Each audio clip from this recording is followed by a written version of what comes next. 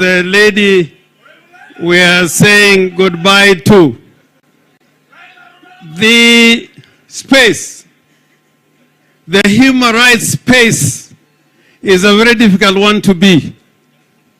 To work in that space is extremely difficult. Tomorrow, in the Kenya National Human Rights Commission, where you are supposed to oversight the national government and other institutions on the question of human rights.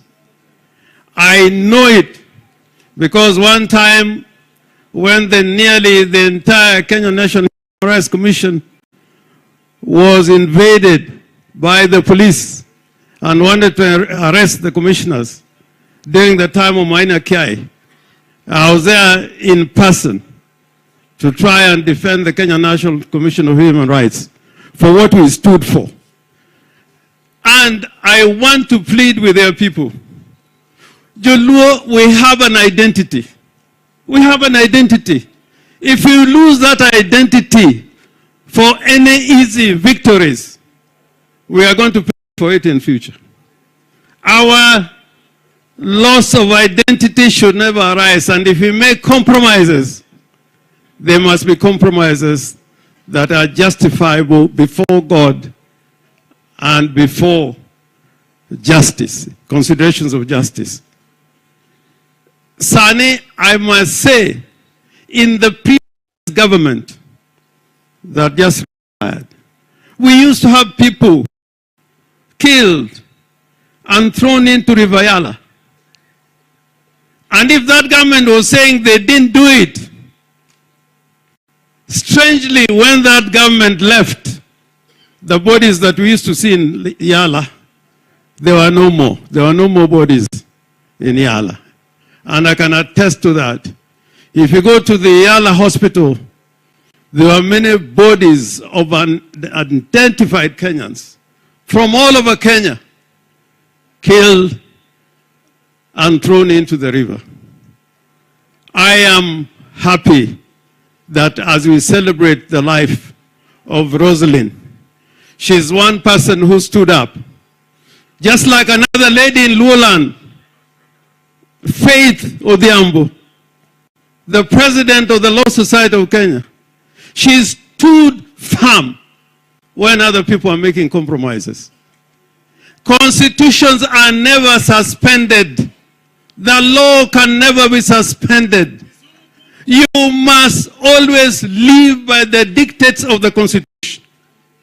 If you suspend them, you may be happy now, but in the future, you'll regret.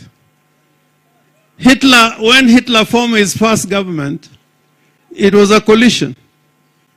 And that coalition died. Those parties completely died. So what I pray for is that the party called ODM, you can stand any storm. And even if you make compromises, you must make compromises on matters of principle. Not be part of praise and worship. We must stand firm. We must stand firm. We must stand firm. Even now in my chambers, I don't go to courts anymore. If I can tell you how many people come and say, can you go to court again? My little son, my little daughter was abducted. And you know, in the old days when someone was used to be arrested, and Raila can attest to this, when the police arrest you, you at least have a record that it was the police. Even if they came at night, even if they came in the morning, you'll know that it's the police who have arrested you. But now, you can be met anywhere by any gang of people, and then you are arrested. You don't know whether to go to court. The writ of habeas corpus was the most important instrument you used to have, because at least the police used to accept when they arrested somebody. And if they found they could not justify why you have been arrested, then you are served with a detention order. I put it firmly that to help Kenya be a better place, we must live by the Constitution and by the rule of law. In that space, we have no alternative. No alternative. When African countries became independent, they say we have little time for democracy. Our problem is disease. Our problem is poverty. Our problem is illiteracy. So we don't need political parties. We don't need human rights. We don't need a Bill of Rights.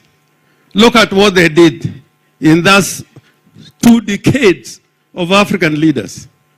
This constitution in Kenya, if you read it, is the greatest constitutional document that you can ever find in the world.